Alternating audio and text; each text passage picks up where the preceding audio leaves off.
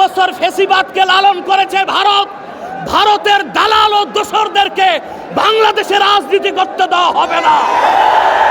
প্রশাসনকে ভয় করার কোনো দরকার নাই আমাদের।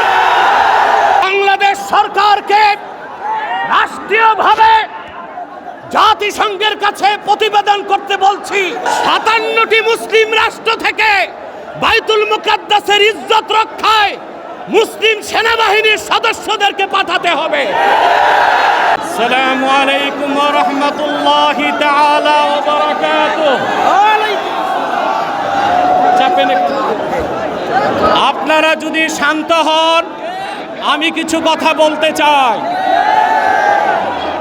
আজকে নির্যাতিত নিপীড়িত ফিলিস্তিনি মুসলমানদের স্বাধীনতার দাবিতে শত প্রতিবন্ধকতার পরেও আপনারা যে উপস্থিত ঘটিয়েছেন আজকের এই ঢাকা শহরে, যদি কোনো বাধা না আসতো তাহলে সরোয়ারদের মতো 10টা উদ্যানেও মানুষ জায়গা দেওয়া যেত না।